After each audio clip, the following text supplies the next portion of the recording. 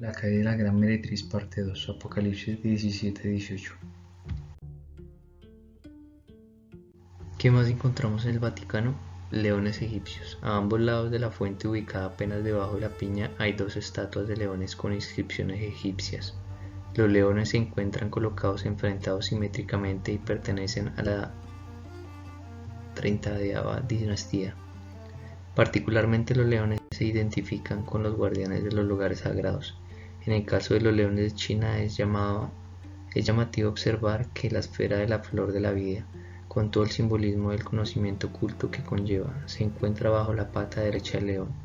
Casualmente, igual que la leyenda de las cámaras secretas debajo de la pata derecha de la esfinge de Giza, otro león, pero con cabeza humana.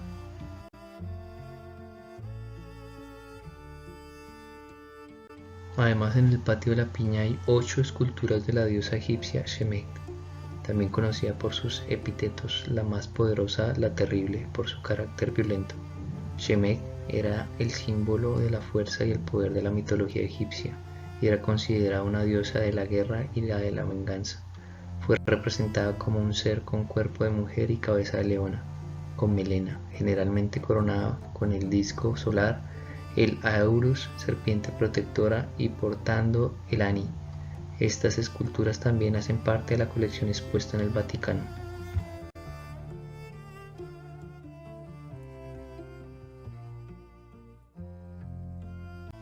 En 1818 fueron agregados a la base del obelisco de la Plaza de San Pedro 4 leones egipcios que son los guardianes del conocimiento. La síntesis perfecta de los símbolos antes mencionados, el león como el guardián del conocimiento y la piña como el conocimiento mismo, es la imagen del escudo de la familia Onesti, que ha sido representada en la fachada misma del Palacio Bracci, un león con una piña en su boca. El Palacio Bracci se halla situado en el centro de la Roma renacentista, entre la Plaza Navona y el Corso Vittorio Emanuele II. El edificio fue encargado al arquitecto Cosimo Morelli para destinarlo a la residencia de Luigi Bracci Onesti, sobrino de Pío VI, elegido papa en 1775.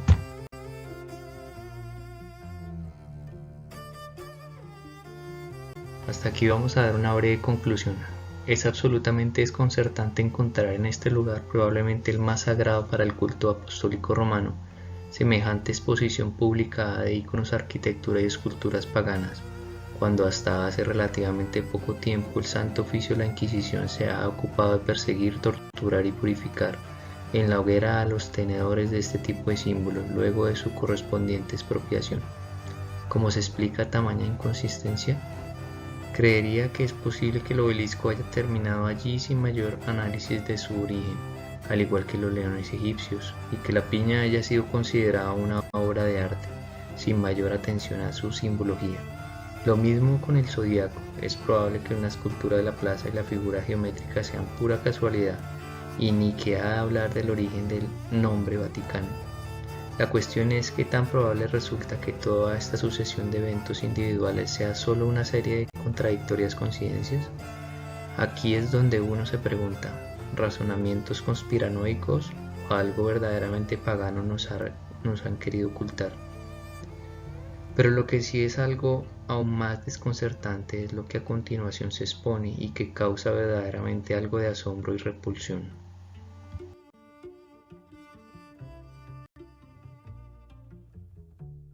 La sala de audiencias del Vaticano es un espacio muy curioso. Todo el conjunto arquitectónico y escultórico poseen una carga simbólica de un nivel tan asombroso como inquietante. Se trata de un auditorio para 6.300 personas diseñado por el arquitecto Pierluigi Nervi y construido en 1971. En su interior se ubica una escultura de bronce llamada La Resurrezione, diseñada por Pericle Fassini. Hasta aquí todo normal. En cuanto a su estructura exterior, el techo se va ondulando y afinando con grandes ventanas ovaladas de cada lado, hasta llegar al extremo de donde en su interior se ubica el altar. Sería tentador decir que todo este diseño tiene cierto parecido con la cabeza de una serpiente, pero no lo digamos todavía.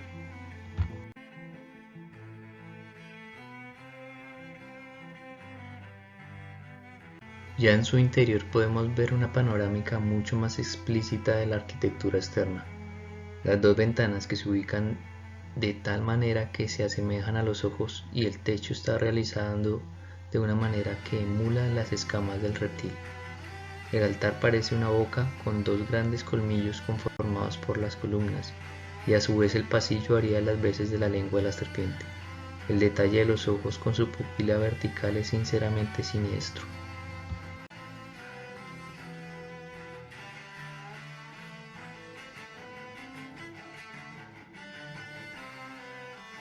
En el centro del escenario, lo que sería la boca de la serpiente, se ubica el altar del auditorio. Sobre el mismo se encuentra la escultura de la resurrección, que de acuerdo con su creador, el escultor italiano Pericle Francescini, representa a Cristo emergiendo de un cráter abierto por una bomba nuclear, una explosión atroz, un vórtice de violencia y energía. Sin dudas, una obra perturbadora.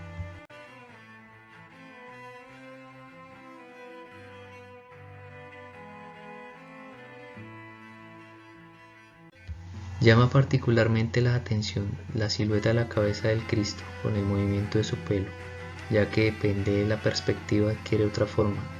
Si vemos la escultura desde los lados parece ser la cabeza de una serpiente. Ahora sí, ya podemos decirlo, todo en la sala de audiencias del Vaticano está diseñado como un gran símbolo, tributo a la serpiente.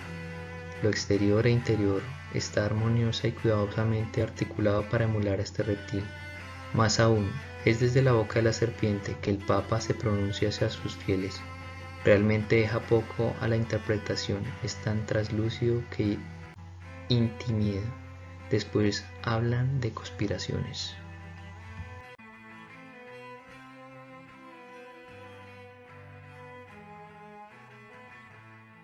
Algunas otras similitudes y costumbres adoptadas por la Gran Babilonia.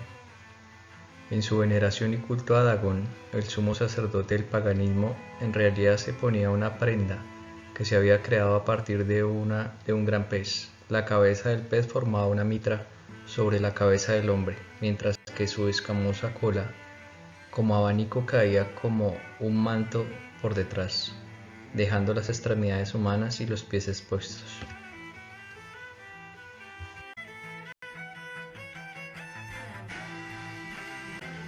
Ea, Enki, quien era un dios en la mitología sumeria, Enki, y Babilonia Ea.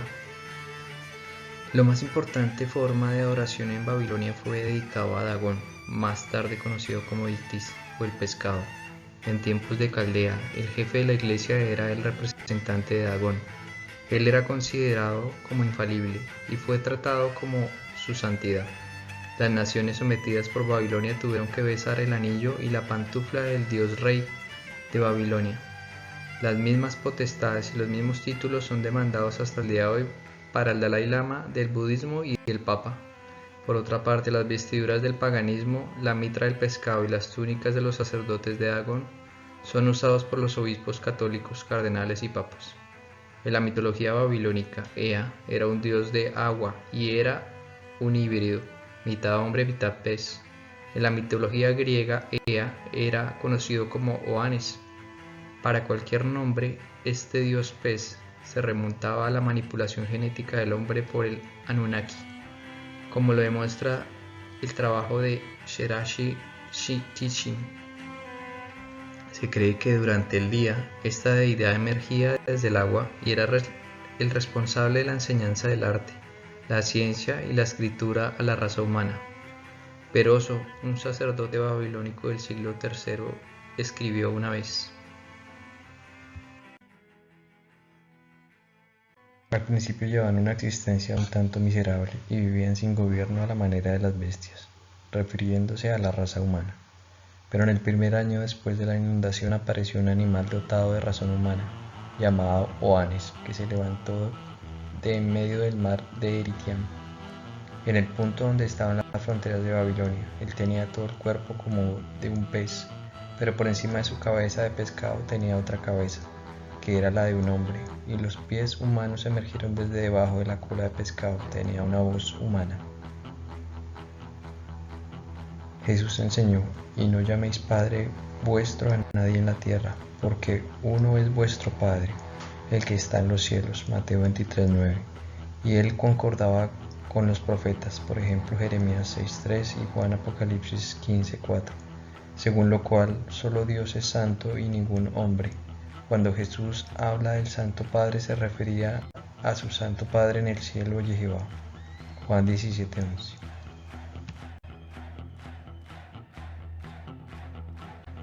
Aquí de nuevo vemos algunos elementos que usa la Iglesia Católica referente a lo que usaban algunos dioses paganos.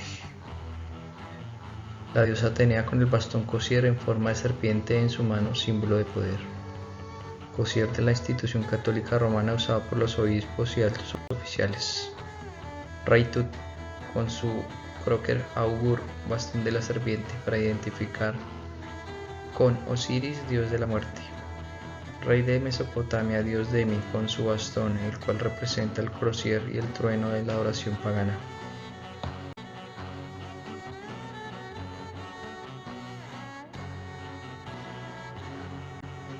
Apocalipsis 17:2. Los reyes de la tierra están con ella. Todos los reyes de la tierra reciben al líder de esta institución religiosa como un rey, representante de Dios en la tierra. No hay ningún otro líder o institución religiosa con este mismo efecto.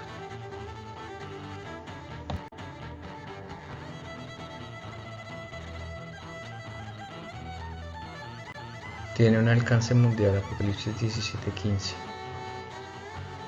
Las aguas que han visto donde la ramera se sienta son pueblos, muchedumbre, naciones y lenguas. Es reconocido mundialmente y mueve masas en cualquier región a donde llega de visita.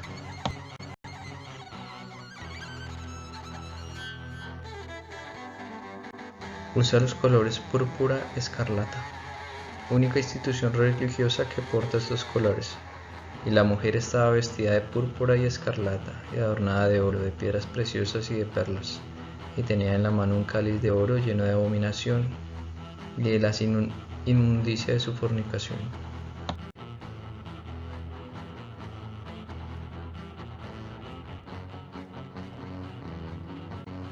Apocalipsis 17:4. Y la mujer estaba vestida de púrpura y escarlata, y adornada de oro, de piedras preciosas y de perlas, y tenía en la mano un cáliz de oro, lleno de abominaciones y de la inmundicia de su fornicación.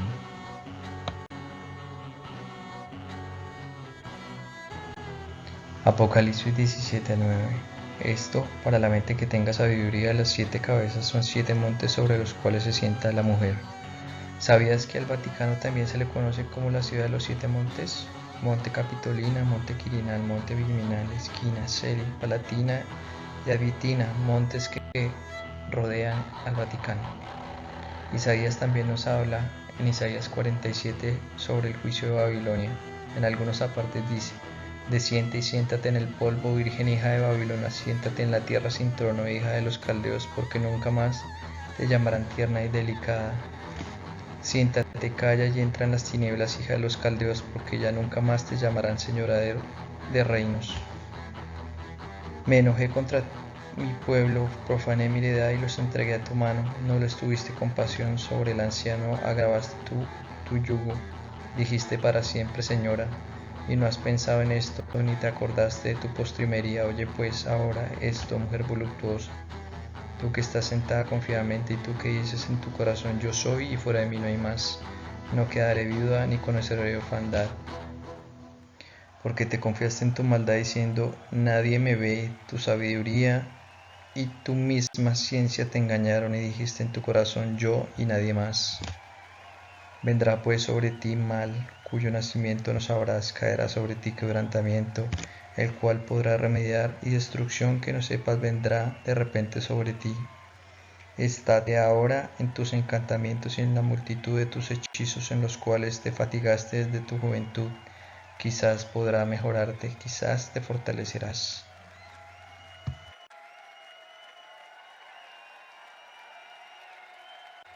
Apocalipsis 13:14 utiliza imágenes y hace que las adore. No existe en la palabra de Dios un texto bíblico que indique que Dios habla por medio de imágenes. Dios necesita de una imagen para adorarle. Deuteronomio 4:15 al 19. Advertencia contra la idolatría.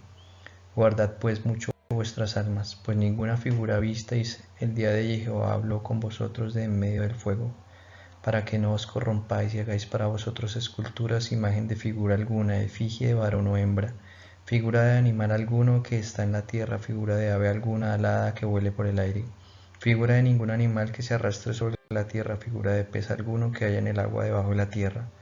No sea que alces tus ojos al cielo y viendo el sol y la luna, las estrellas y todo el ejército del cielo sea impulsado y te inclines a ellos y les sirvas, porque Jehová tu Dios los ha concedido a todos los pueblos debajo de todos los cielos. Deuteronomio 5, 7 al 9. Primer y segundo mandamiento de la ley de Dios: no tendrás dioses ajenos delante de mí, no harás para ti escultura ni imagen alguna de cosa que esté arriba en los cielos, ni abajo en la tierra, ni en las aguas debajo de la tierra, no te inclinarás a ella ni le servirás, porque yo soy Jehová tu Dios fuerte, celoso, que visito la maldad de los padres sobre los hijos hasta la tercera y cuarta generación de los que me aborrecen.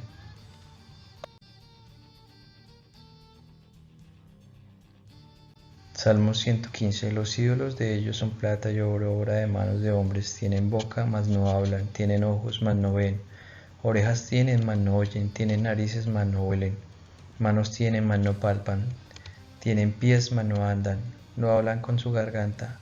Semejantes a ellos son los que hacen, y cualquiera que confía en ellos. Isaías 46. Los dioses de Babilonia. Bel se inclina, Nebo se somete, sus ídolos son llevados por bestias de carga. Pesadas son las imágenes que por todas las partes las llevan, son una carga para el agotado. Todos a la vez se someten y se inclinan, no pudiendo rescatar la carga, y ellos mismos van al cautiverio. ¿Con quién vas a compararme? ¿A quién me vas a igualar? ¿A quién vas a asemejarme para que seamos parecidos? Algunos derrochan oro de sus bolsas y pesan plata en las balanzas, contratan a un joyero para que les haga un dios, y ante ese dios se inclinan para adorarlo.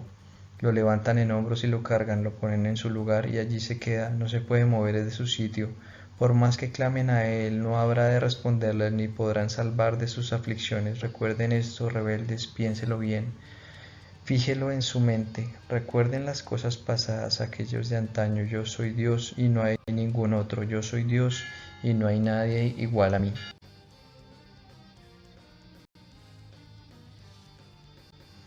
Segunda de Reyes 17. Y aconteció al principio, cuando comenzaron a habitar allí, que no temiendo ellos a Jehová, envió Jehová contra ellos leones que los mataban. Dijeron pues al rey de Asiria: las gentes que tú trasladaste y pusiste en la ciudad de Samaria no conocen la ley de Dios de aquella tierra, y él ha echado leones en medio de ellos, y he aquí que los leones los matan, porque no conocen la ley de Dios en la tierra. Pero cada nación se hizo sus dioses y los pusieron en templos de los lugares altos que habían hecho en Samaria, cada nación en su ciudad donde habitaba. Temían a Jehová, hicieron del bajo pueblo sacerdotes de los lugares altos, que sacrificaban para ellos en los templos de lugares altos. Temían a Jehová y honraban a sus dioses, según la costumbre de las naciones de donde habían sido trasladados. Hasta hoy hacen como antes, ni temen a Jehová, ni guardan sus estatutos ni sus ordenanzas, ni hacen según la ley y los mandamientos que prescribió Jehová a los hijos de Jacob, el cual puso el nombre de Israel, con los cuales Jehová había hecho pacto y les mandó diciendo: no temeréis a otros dioses, ni adoraréis, ni les serviréis, ni le haréis sacrificios, mas a Jehová, que os sacó de la tierra de Egipto con grande poder y brazo extendido, a ese temeréis, y a ese adoraréis, y a ese haréis sacrificio. Pero ellos no escucharon, antes hicieron según sus costumbres, su costumbre antigua. Así temieron a Jehová aquellas gentes, y al mismo tiempo sirvieron a sus ídolos, y también sus hijos y sus nietos, según como hicieron sus padres, así hacen hasta hoy.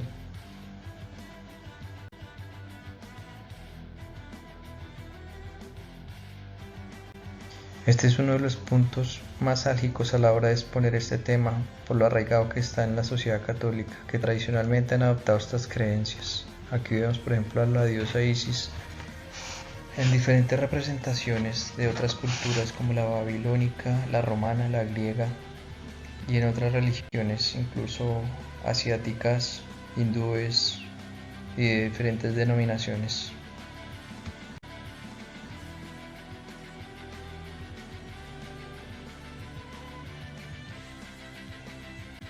Se asocia en otras regiones con diosas como Diana en Sumeria, Anaír en la antigua Armenia, Astarte en Canaán, Fenicia en las religiones abrahámicas, Istar y Ana y esta diosa representada el arquetipo de la diosa madre. Isaías 17:8. Y no mirará a los altares que hicieron sus manos, ni mirará a los que hicieron sus dedos, ni a los símbolos de acera, ni a las imágenes del sol. Aquí encontramos en los títulos que antes se atribuían a la diosa madre pagana, fueron poco a poco aplicados a María. Tales títulos indican claramente que el supuesto culto a María de hoy es en realidad una continuación del culto a la diosa pagana. Isis, Seramis, Astarte, Acera, Afrodita, entre otras.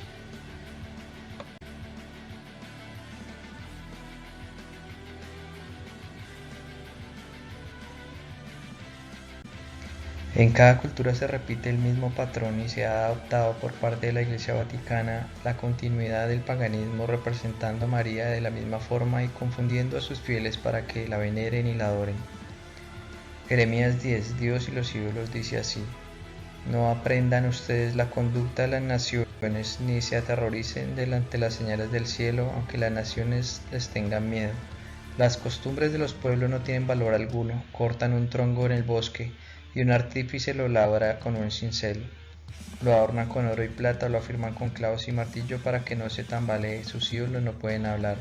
Parecen espantapájaros en el campo, sembrado de melones, tienen que ser transportados porque no pueden caminar. No les tengan miedo, que ningún mal pueden hacerles, pero tampoco ningún bien. Todos son necios e insensatos, educados por inútiles ídolos de palo. De Tarsis se trae plata laminada y de Ufaz se importa oro. Los ídolos vestidos de púrpura y carmesí son obra de artífices y orfebres, todos ellos son obra de artesanos. Pero el Señor verdadero, el Dios viviente, el Rey eterno, cuando se enoja tiembla la tierra, las naciones no pueden soportar su ira. La humildad es necia e ignorante, todo orfebre se avergüenza de sus ídolos, sus imágenes son un engaño, y no hay en ellas aliento de vida, no valen nada, son obras ridículas. Cuando llegue el día de su castigo serán destruidas.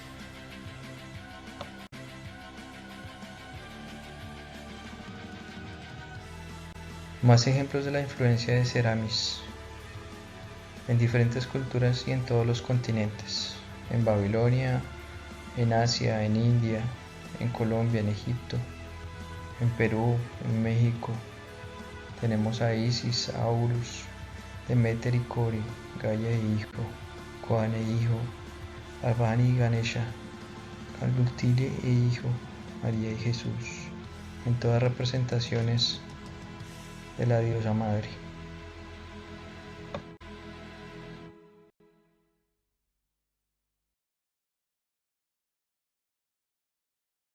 El rosario también tiene una connotación tradicionalista. Provenía de la antigua Babilonia y fue adaptada por varias religiones, como el Islam, el hinduismo, el budismo, entre otras.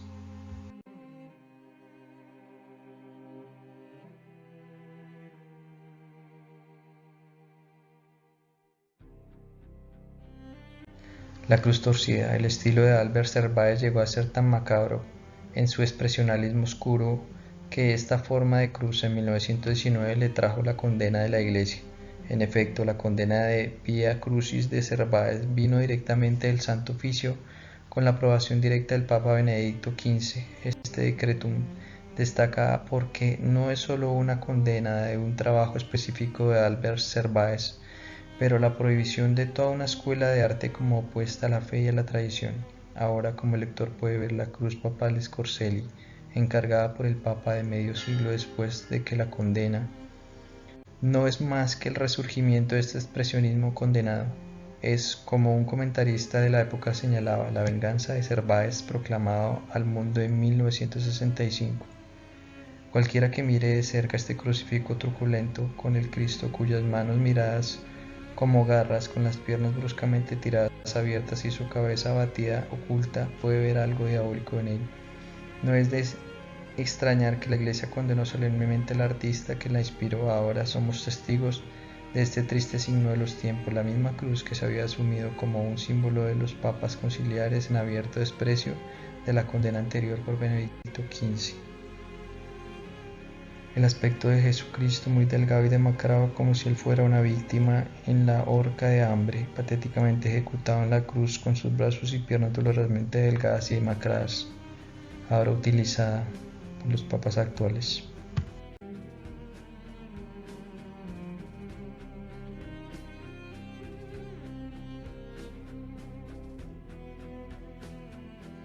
Más símbolos paganos. El tridente, símbolo pagano. En Babilonia el tridente fue puesto en las manos de todos los dioses paganos. También representaba la unión entre el órgano masculino, línea en medio, y el femenino, líneas externas. Arriba a la izquierda Dios hindú, a la derecha Neptuno con su tridente. Tanto el dios Sol de Babilonia como Lucifer son representados con el mismo tridente. Institución Vaticana, Catedral de San Pablo, Londres. Puede notar 4 tridentes saliendo de esta cruz. A la derecha puede notar el tridente postrado en la cabeza del niño Jesús.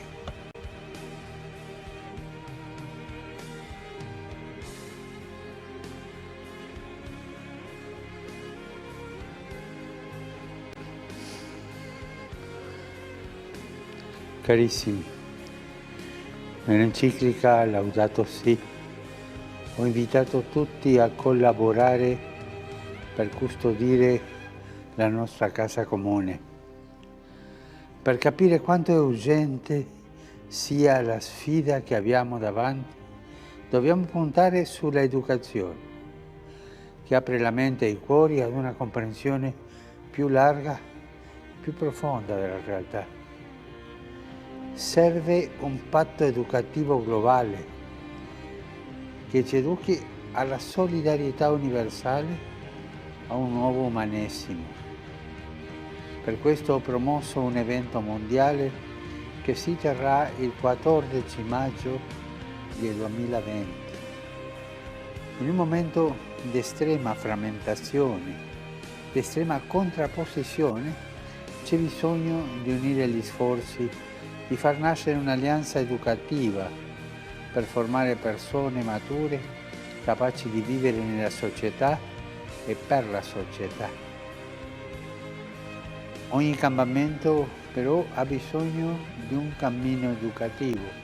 Non possiamo fare un cambiamento senza educare a quel cambiamento. Un proverbio africano recita che per educare un bambino serve un intero villaggio, ma dobbiamo costruire questo villaggio tutti insieme per educare i bambini, per educare il futuro. E dobbiamo bonificare il terreno delle discriminazioni, come ho sostenuto nel documento che ho recentemente sottoscritto col grande imam di Al-Azhar ad Abu Dhabi. Dobbiamo fare in modo che questo villaggio faccia crescere in tutti la consapevolezza di ciò che unisce le persone e tutte le componenti della persona, lo studio e la vita, le generazioni, i docenti e gli studenti, la famiglia e la società civile, con le sue espressioni politiche, produttive, imprenditoriali e solidali. Dobbiamo fare in modo che in questo villaggio nasca una convergenza globale per un'alleanza tra gli abitanti della terra e la casa comune, affinché l'educazione sia creatrice di pace, di giustizia, sia accoglienza tra tutti i popoli della famiglia umana, nonché di dialogo tra le loro religioni. Un villaggio universale, ma un villaggio anche personale di ognuno. Dobbiamo fondare i processi educativi sulla consapevolezza che tutto nel mondo è intimamente connesso ed è necessario trovare altri modi di intendere l'economia, la politica, la crescita e il progresso. Dobbiamo avere il coraggio di formare persone disponibili a mettersi al servizio della comunità. Per questo desidero incontrarvi a Roma per promuovere insieme ed attivare questo patto educativo. Insieme a voi faccio appello a tutte le personalità pubbliche che a livello mondiale sono già impegnate nel delicato settore dell'educazione delle nuove generazioni. Ho fiducia che non si tireranno indietro. Cerchiamo insieme di trovare soluzioni, avviare i processi di trasformazione senza paura. Invito ciascuno di voi ad essere protagonista di questa alleanza. L'appuntamento è per il giorno 14 maggio 2020 a Roma. Vi aspetto e fin d'ora vi saluto e benedico. Grazie.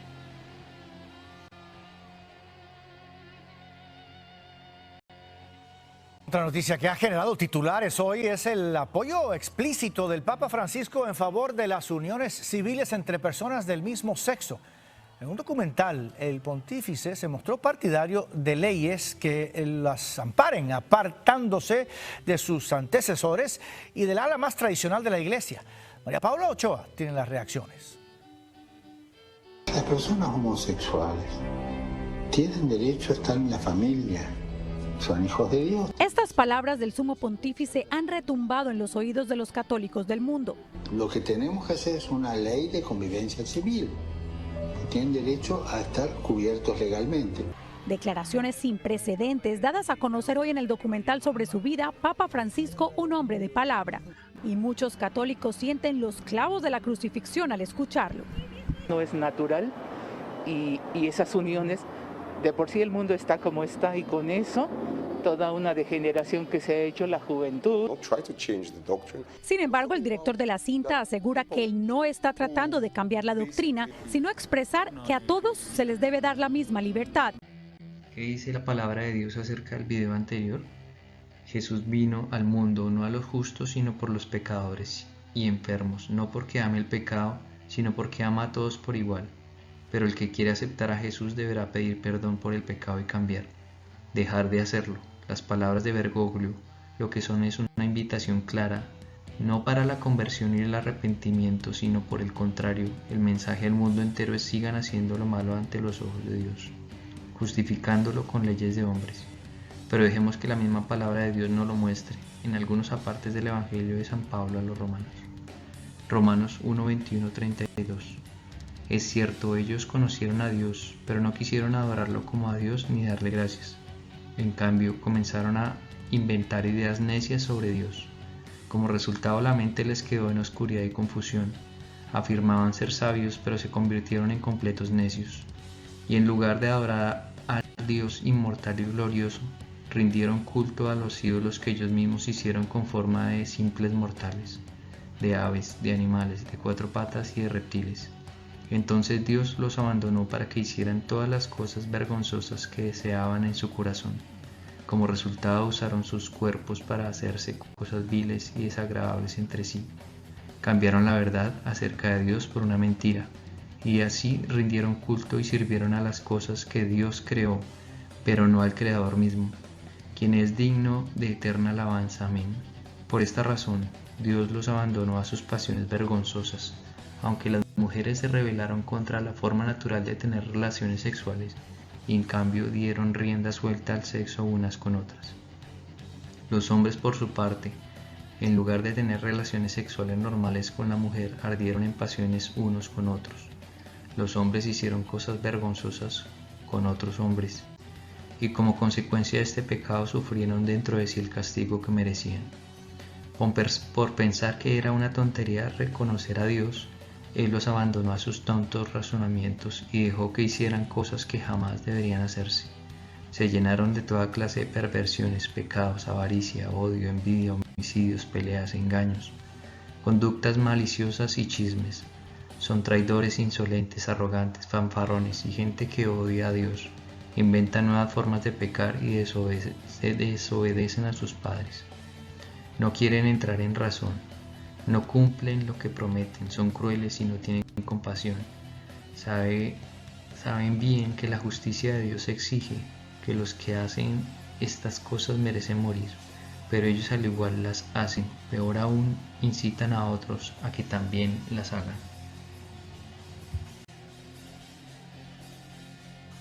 El diccionario de interpretación bíblica dice acerca de Babilonia lo siguiente: Babilonia se entiende como el modelo y prototipo de toda la arraigada oposición mundana contra Dios. Babilonia es una realidad ancestral. Babilonia, la madre de todas las rameras, es la gran originadora y sustentadora de la hostilidad contra Dios, que le da poder y autoridad a los falsos dioses. Es la antítesis de la novia virginal de Cristo, la ciudad santa, la nueva Jerusalén y el reino de Dios. ¿Cómo llegará el poder de este sistema babilónico de los últimos tiempos finales? La Biblia muestra que habrá una crisis tan espantosa que el mundo se estremecerá de temor.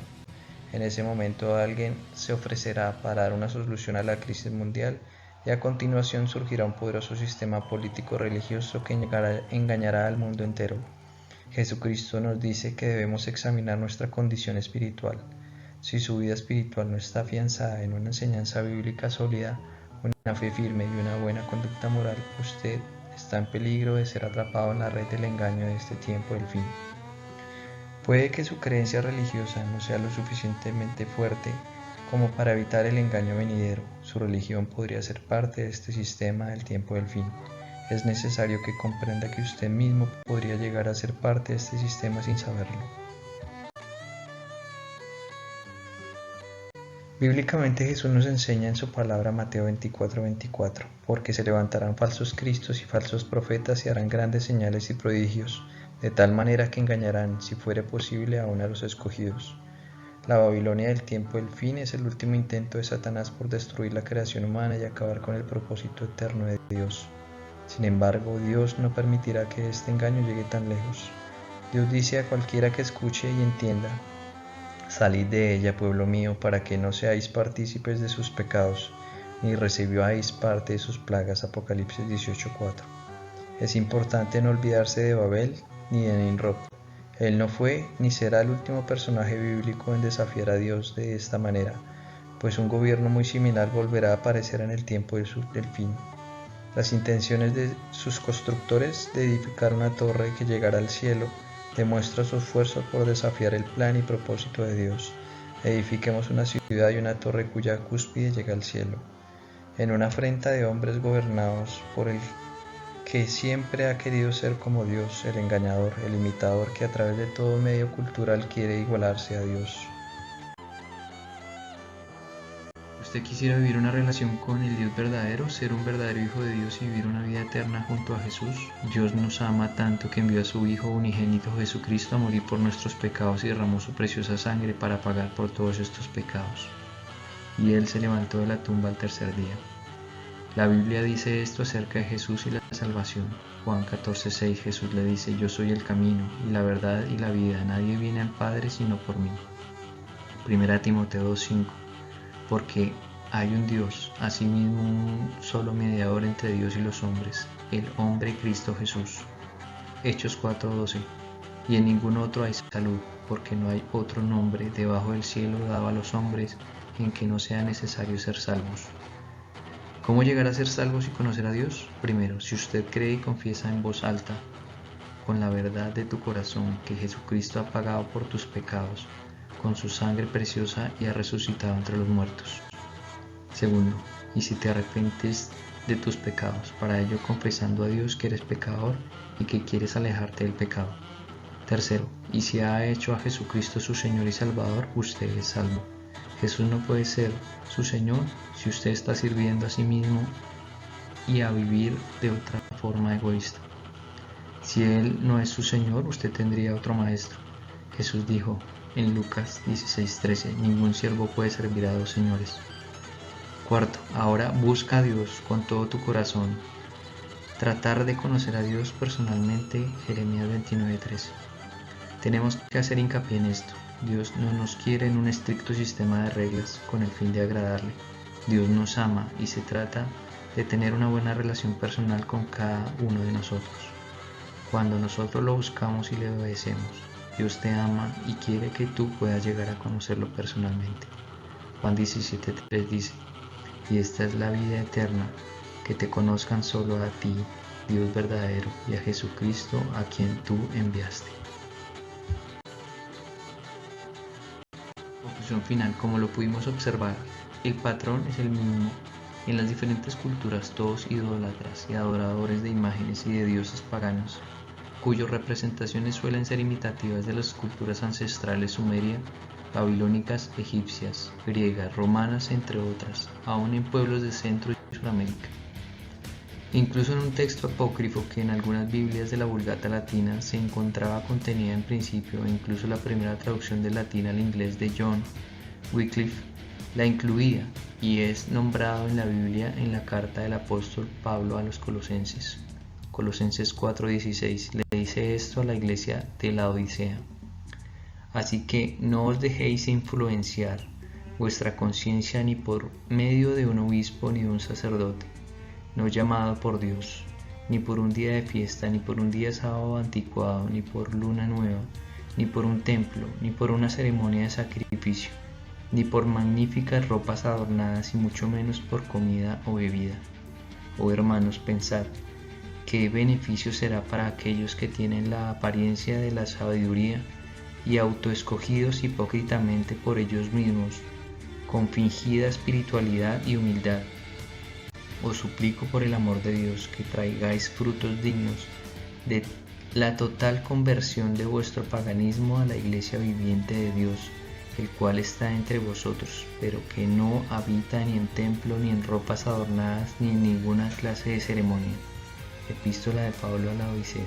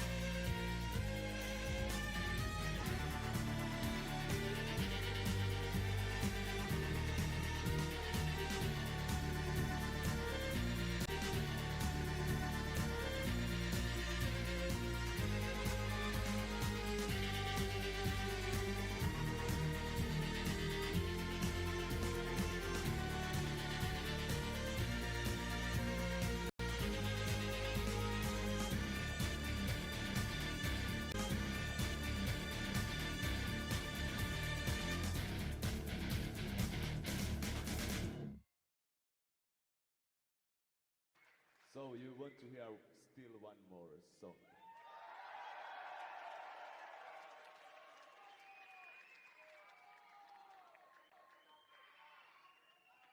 Okay, for the end, final end, we will punish you by playing classical music.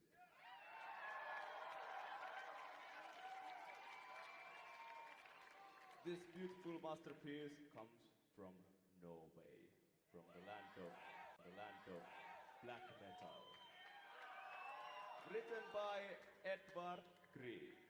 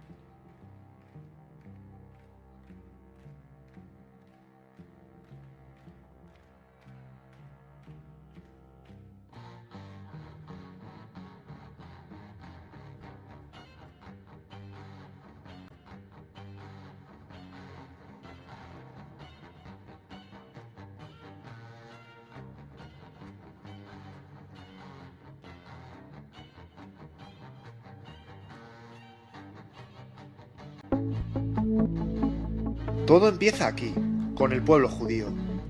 Un pequeño pueblo que ha sido dominado a lo largo de muchos siglos por los imperios poderosos de la zona. Es un pueblo especial, porque ha desarrollado la idea de ser el pueblo elegido por Yahvé, su Dios, y además esperan que un día Dios les envíe un Salvador, un Mesías, que les libere. Alrededor del año cero, la situación de este pueblo no es buena. Está dominado por el Imperio Romano y al mando de unos dirigentes totalmente despreocupados de su gente. Y justo en ese momento llega él, Jesús, un hombre de familia humilde que durante sus 3 últimos años de vida se dedica a predicar, a difundir un mensaje muy potente y novedoso para aquella cultura. Fíjate, a través de su mensaje insiste a la gente del pueblo llano a ser solidarios unos con otros, y a los ricos los critica de forma dura e hiriente. Era un hombre con mucho carisma, por lo que resultó muy convincente y reunió muchos seguidores. De hecho, empieza a pensarse que Jesús es Cristo, el enviado de Dios que tanto tiempo llevan esperando. Se hace tan popular que se convierte en una figura muy incómoda para las autoridades judías y acaban matándolo en la cruz. Pero con ello no consiguen su objetivo. Como sabes, Jesús tuvo 12 grandes discípulos, los 12 apóstoles. Estos se convierten en los grandes profetas de su mensaje, primero en Judea, pero luego, al ser también perseguidos, se dispersan a lo largo del imperio. Ahora, estos tienen sus seguidores, a los que llamarán cristianos, y así se van creando comunidades de cristianos. Estos van organizándose y colocan al frente de cada una de ellas un supervisor, el obispo. Y siguen las persecuciones. De hecho, durante diferentes épocas las autoridades del imperio persiguen e incluso condenan a muerte a los llamados cristianos. Surge así la figura de mártir. Todo cambia en el 313. Los seguidores de la nueva religión son cada vez más, y el emperador de entonces, Constantino, quiere tenerlos de su lado. ¿Qué hace entonces? Legaliza el cristianismo. Así se acaban las persecuciones y para el siglo V el cristianismo se extiende ya por todo el imperio. Pasa a convertirse así en la religión oficial. Y se seguirá expandiendo hacia el norte poco a poco. Y de aquí en adelante, cuanto más grande es la ciudad que dirige, mayor es la reputación del obispo. Y cuando el imperio se parte en dos, los obispos más importantes son el de Constantinopla en esta parte de aquí y el de Roma en esta parte de aquí. A este pronto empezará a llamársele Papa. A partir de ahora, las cosas se ponen feas. Atento, por un lado, con la conversión a lo bestia de la población al cristianismo, se pierde en gran parte el mensaje revolucionario de Jesús. A esto se le suma que el imperio cae, los bárbaros lo han dejado todo medio en ruinas, y por tanto mucha de la organización eclesiástica se va al garete. Así que ahora el cristianismo ha perdido contenido y ha perdido estructura. Y fíjate, porque en la ciudad de Roma, ahora que no hay emperador, el Papa se convierte en la máxima autoridad, en la figura más poderosa. Atento, porque en esta otra zona están pasando cosas importantes. En el siglo VII surge una nueva religión en Arabia, el Islam. Toda una revolución en el mundo árabe y con gran dinámica militar. Pues bien, el Islam va ocupando toda esta zona, hasta llegar aquí, incluso hasta Roma. Y así, se enciende la tensión entre cristianos y musulmanes, que en lugar de ver las similitudes de sus religiones, se enfrentan por intereses políticos y militares. Luego te sigo contando. Volvamos a hablar del Papa, que ya verás qué lío. Como te he dicho, ahora, el Papa es la máxima autoridad de Roma. Pues bien, de aquí en adelante va involucrándose en los enredos, alianzas y luchas de poder característicos de cualquier persona interesada en dominar. Y durante los siguientes siglos seguirán peleando por mantener su poder y ejercer autoridad sobre todo. Hacen vida de reyes, y la corrupción y la avaricia se convierten en algo común entre la mayoría de los papas sucesivos. Increíble, ¿verdad? Poco se parece todo eso al mensaje que quería transmitir Jesús, ¿no? Siglo XI. El cristianismo se ha ido reestructurando y se extiende más o menos así. ¿Te acuerdas de Roma y Constantinopla? Pues entre tanta decadencia se genera entre ambos obispos grandes tensiones, y en 1054 se produce una ruptura, el gran cisma entre las dos iglesias. A partir de ahora se divide la iglesia romana aquí y la iglesia ortodoxa aquí.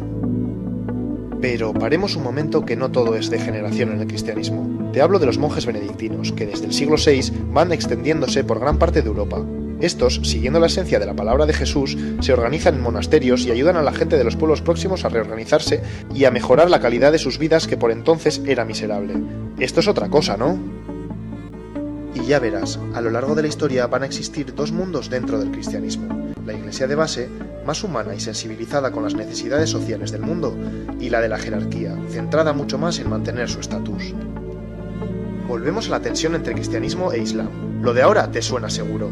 Por un lado, en la península ibérica se produce la Reconquista, de 722 a 1492. Los ejércitos cristianos van ganándole terreno a los musulmanes hasta recuperar todo esto. Por otro lado, a principios del siglo XI empiezan las famosas cruzadas. Los papas no necesita ningún intermediario para conocerle. Las llaves del cielo están contenidas dentro de las Sagradas Escrituras. Si quieres poseerlas, búscalas en la lectura diaria. Encontrarás no solamente la verdad, sino también la paz que supera todo entendimiento, la libertad y la vida eterna, vida en abundancia. Amén.